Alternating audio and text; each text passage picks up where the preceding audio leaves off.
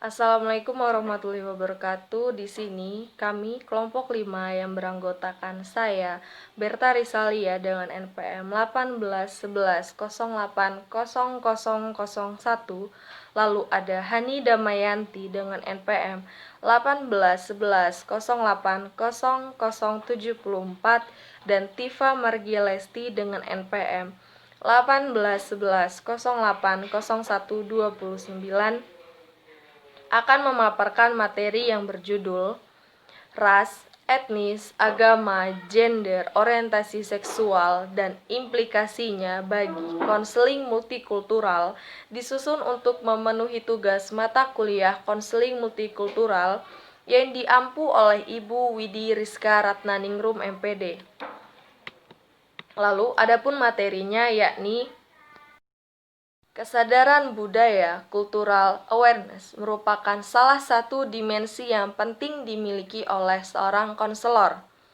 Dimensi ini perlu dimiliki oleh konselor agar dapat memiliki pemahaman kesadaran bahwa faktor budaya yang dimiliki antara lain ras, gender, nilai-nilai, kelas sosial, dan lainnya akan mempengaruhi perkembangan diri dan pandangan terhadap dirinya.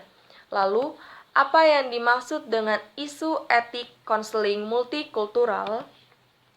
Etika dalam suatu profesi akan selalu memandang keberadaan profesi lain, seperti halnya profesi lain yang mempertimbangkan profesi konselor. Artinya, kode etik yang dirancang dalam tatanan keprofesian tidak muncul dengan begitu saja. Standar etika itu muncul dari pengakuan individu yang mewakili profesi dan melakukan upaya-upaya sebagai bentuk penghormatan para anggota profesi lainnya melalui asosiasi yang menaunginya. Keefektifan konselor berhubungan dengan pengetahuan etik dan tingkah laku mereka. Kinerja konselor tercermin pada seberapa besar pemahaman etik yang mereka miliki. Seringkali, konselor dihadapkan dengan dilema etis, kontroversi yang muncul akibat perbedaan pemahaman mengenai standar moralitas seringkali mewarnai praktik konseling. Lalu, materi selanjutnya akan dibacakan oleh Mbak Tifa Margielesti. Yang kedua yaitu bagaimana isu etik dalam konseling multikultural. 1. Pengetahuan akan cara pandang klien yang berbeda budaya. Kedua, kepekaan terhadap cara pandang pribadi seseorang dan bagaimana seseorang merupakan hasil dari sebuah pengkondisian budaya. Ketiga, keahlian yang diperlukan bekerja dengan klien yang berbeda budaya. Yang keempat, menyediakan layanan konseling lintas budaya yang efektif dengan berpedoman pada nilai-nilai dan kepercayaan yang mereka pegang. Menyadari kualitas dari tradisi dan teori konseling yang umum dan bersifat kultural, mengerti lingkungan sesuai politik yang telah mempengaruhi kehidupan kelompok minoritas, mampu berbagi perspektif dengan klien dan tidak menanyakan keabsahannya, menggunakan beragam keahlian konseling dan menerapkan teknik konseling. Perbedaan budaya, etnik, dan ras. Budaya merupakan sebagai pola terpadu dari pengetahuan manusia, kepercayaan, dan perilaku yang baik hasil dari kemampuan integral manusia untuk belajar cara transmisi pengetahuan untuk generasi-generasi. Sedangkan ras membagi manusia dalam kategori yang nampak dalam jiwa kita, cenderung untuk memasukkan fisik atau pengelompokan genetik dan didasarkan pada biologis, dan etnis sebagai rasa kebersamaan yang lebih dari ras, agama, nasional atau asal geografis, baik itu budaya, ras, dan etnik. Mereka semua dibawa dalam kebiasaan hidup sehari-hari dan menjadi seksual multikultural.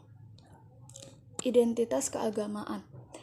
Istilah identitas agama atau spiritual mengacu pada cara unik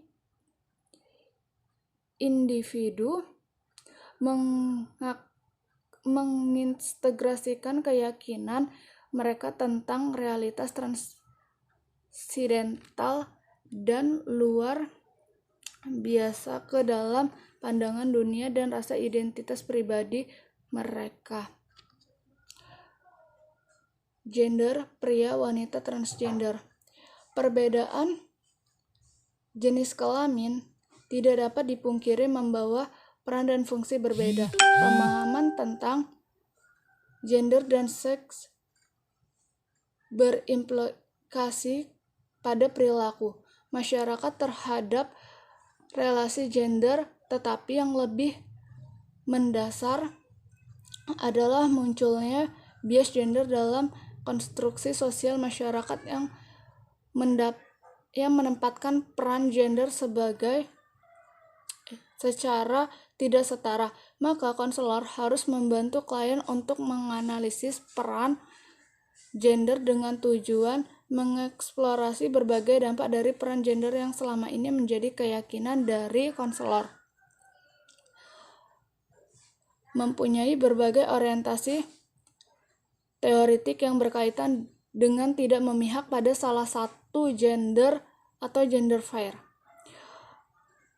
Fleksibilitas kultural, mudah berinteraksi, dan lifespan oriented. Orientasi seksual heteroseksual, gay, lesbi, biseksual. Orientasi seksual atau kecenderungan seksual adalah pola ketertarikan seksual, romantis atau emosional, atau kombinasi dari keseluruhan kepada orang-orang dari lawan jenis atau gender, jenis kelamin yang sama dan gender, atau untuk kedua jenis kelamin atau lebih dari satu gender. Lalu, menurut Afdal DKK tahun 2019, masalah yang muncul pada klien yang mengalami kasus LGBT dikarenakan adanya dampak pembingkaian atau framing.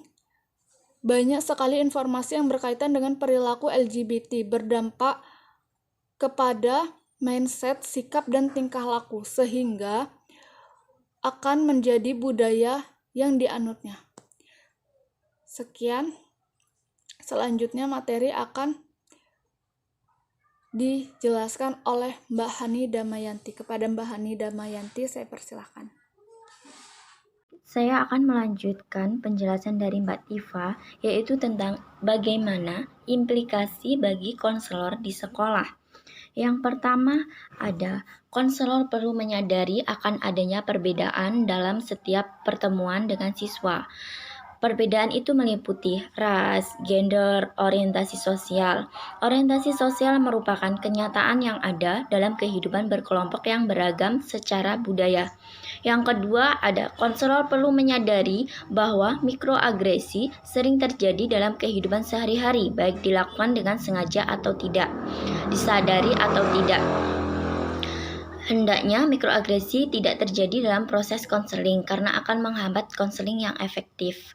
Mikroagresi itu yaitu sebuah penghinaan baik sengaja maupun tidak sengaja yang menghina tentang ras, gender, orientasi seksual. Kemudian yang ketiga, konselor perlu memperluas wawasan, kompetensi terkait pandangan mengenai budaya lain, realitas sosiokultural, dan tidak berprasangka atau mengambil kesimpulan pandangan kelompok tertentu. Yang keempat, jika mendapatkan konseling yang berbeda secara budaya, konselor perlu menunjukkan sikap terbuka dan menerima konseling dengan berbagai kondisi. Jadi di poin yang nomor 4 ini, konselor tidak boleh mendiskriminasikan baik apapun itu dari segi ras, gender, dan sebagainya. Demikian presentasi yang dapat kami sampaikan, kurang dan lebihnya kami mohon maaf. Kami akhiri, wassalamualaikum warahmatullahi wabarakatuh.